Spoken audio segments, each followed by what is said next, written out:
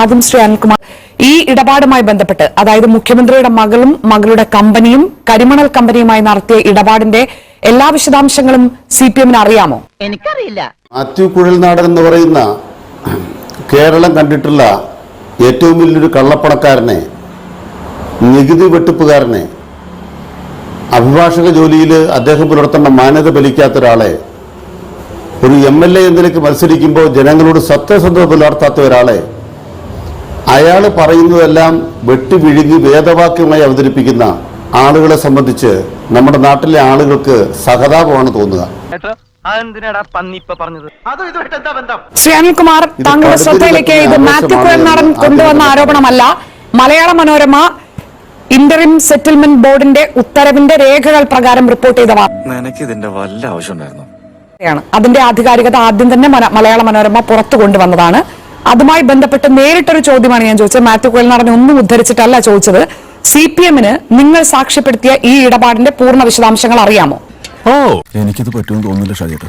അതിന്റെ ഉത്തരമാണ് ഇനി പറയാൻ പോകുന്നത്.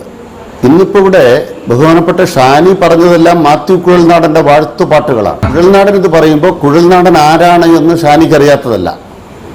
കുഴൽനാടൻ ആരാണ് എന്ന് ഈ നാട് അറിഞ്ഞുകൊണ്ടിരിക്കുകയാണ്.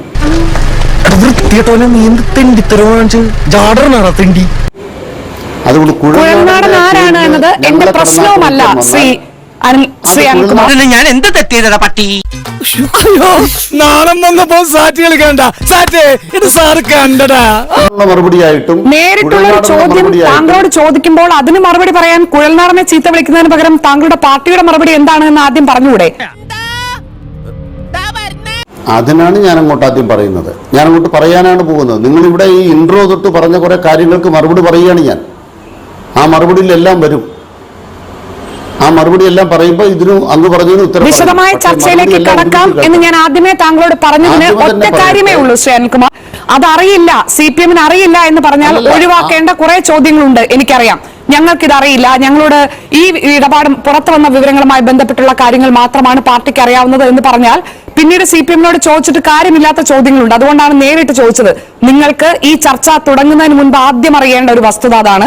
നിങ്ങൾക്ക് വീണ വിജയനും കരിമണൽ കമ്പനിയുമായി നടന്ന ഇടപാടിന്റെ വിശദാംശങ്ങൾ മുഴുവനും അറിയാമോ? ഇതുപോലൊരു ദിവസം ഇതേ മനോരമ ചാനൽ അയ്യപ്പദാസ് എന്നോട് ചോദിച്ചു. ഷാനി ചോദിച്ച പോലെ മൂലയ്ക്ക് ചാരിട്ട് എന്നോട് ചോദിക്കുകയാണ്, നിങ്ങൾക്ക് 3 ഉത്തരം പറഞ്ഞാൽ മതി.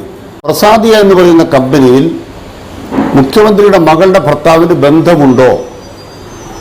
3 ഉത്തരം പറയണം. ഒന്നുകിൽ ബന്ധമുണ്ട്, ഇല്ലെങ്കിൽ ബന്ധമില്ല. മുഖ്യമന്ത്രിയുടെ മകളുടെ ഭർത്താവ് പൊതുമരാമത്ത് മന്ത്രി മുഹമ്മദ് റിയാസ് അല്ലേ? കുട്ടിയെ മീറ്റ് ചെയ്തപ്പോ മുതല് ഞാൻ വെറുതെ ഫോൾ ആയിക്കൊണ്ടിരിക്കും. എനിക്ക് തെറ്റിയതാണ്. മുകളുടെ മകന്റെ അമ്മായി അച്ഛൻ. എനിക്ക് തെറ്റി, സോറി. അന്ന് പറഞ്ഞ് ഞാൻ അംഗീകരിച്ചു. എനിക്ക് പറഞ്ഞ വാചകം തെറ്റിപ്പോയി. അയ്യപ്പദാസ് ജീവിച്ചിരിപ്പുണ്ടെങ്കിൽ അയ്യപ്പദാസിൽ നിന്ന് ഫോൺ വിളിച്ച് അറിയാം. ആ ബന്ധത്തെ കുറിച്ച് നിങ്ങളുടെ അറിവ് എന്താണ്? നിങ്ങളുടെ അറിവ് എന്താണ്?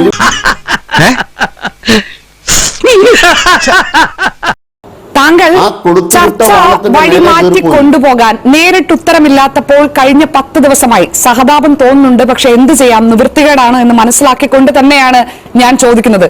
ഈ ചോദ്യങ്ങൾക്ക് നേരിട്ടുള്ള ഒരൊറ്റ ഉത്തരം പറയാൻ നിങ്ങളുടെ പാർട്ടിയുടെ ചാനൽ ചർച്ചകളിൽ കഴിവ് തെളിയിച്ച് എല്ലാ ദിവസവും എതിരാളികളെയും ചോദ്യങ്ങളെയും ഒക്കെ നിഷ്പ്രഭരാക്കി മുന്നേറുന്ന ഒരൊറ്റ ആൾക്ക് പോലും പറ്റുന്നില്ല.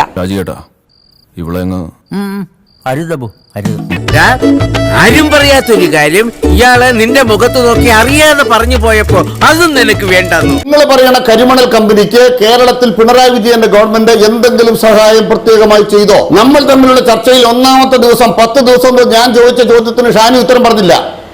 ആ ഷാനിയുടെ ദയനീയ മുഖം കണ്ട് കേരളത്തിലെ ജനങ്ങൾ സഹതപിക്കുകയാണ്. ഷാനി മഹാരാജ, ഇത് നീ വല്ല സർക്കസ് കമ്പനിക്കാർക്ക് കൊടുക്കും. നിങ്ങൾ വേട്ടയാടുമ്പോൾ ഈ കരിമണൽ കമ്പനിക്ക് വേണ്ടി CPIM, പിണറായി വിജയൻ, കേരളത്തിലെ സർക്കാർ വഴിവിട്ട് ചെയ്ത ഒരു കാര്യം പറയാൻ ഞാൻ പലതവണ വെല്ലുവിളിക്കുന്നു. ഷാനിയെ വെല്ലുവിളിക്കുന്നു. അഭിമാനവും അന്തസ്സുണ്ടെങ്കിൽ നിങ്ങൾ മലയാള മനോരമയുടെ പ്രേക്ഷകർ അറിയാൻ നിങ്ങളെ വെല്ലുവിളിക്കുന്നു. ചർച്ചയിൽ ചോദിക്കുന്നു, ഞാൻ പാടുപെടുന്നു.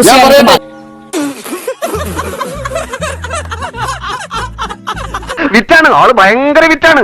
ഇതൊന്നുമല്ല, ഇതിപ്പോ കണ്ടോ, നിങ്ങൾ ഇവിടെ താമസിക്കുമ്പോ ചിരിച്ച് ചിരിച്ച് ചാവും. പക്ഷെ എനിക്ക് തമാശ ഇഷ്ടമല്ല. തമാശ പറയുന്നതിന്റെ മൂട്ടിൽ ഞാൻ പഴക്കം വെച്ച് പൊട്ടിക്കും. ഞാൻ അത് 3 തവണ പറയേണ്ട കാര്യമില്ല. എനിക്ക് മറുപടി പറയാൻ താങ്കൾക്ക് ഇപ്പോൾ എത്രാമത്തെ തവണയാണ് ഈ വാദങ്ങളൊക്കെ ഉന്നയിക്കുന്നത് അറിയാമോ? വ്യക്തമായ മറുപടിയിലേക്ക് എത്താതെ ഞാൻ ഉന്നയിക്കുന്ന കാര്യം എന്റെ പാർട്ടിയുടെ ബോധ്യമാണ്. എന്റെ പാർട്ടിയുടെ ബോധ്യം CMRL പറയേണ്ട ബോധ്യമല്ല. CMRL-ന് അങ്ങനെ ഒരു പരാതി ഉണ്ടോ? മാത്രമല്ല, CMRL-ന്റെ ഏതെങ്കിലും ഉദ്യോഗസ്ഥന്റെ മൊഴിയുടെ തുമ്പത്തല്ല എന്റെ. നിങ്ങൾ നടത്തി ഞാനല്ല, പരിപാടിയില്ല. ഇല്ല പരിപാടിക്കില്ല. ചോദ്യം പറഞ്ഞു. ഇല്ല ആരോടത്തോട് വാക്കിന് വില കാണിക്കാത്ത നിങ്ങളൊക്കെ വലിയ സത്യക്രിസ്ത്യാനികൾ. ഞാൻ വെറും നസ്രാണി. ഇന്ന് മുതൽ നമ്മൾ ഇവിടുന്ന് പിരിയുന്നു. നീ പോ മോനെ ദിനേശ്. ചുമ്മാ എന്നോട് കളിക്കല്ലേ മോനെ ദിനേശ.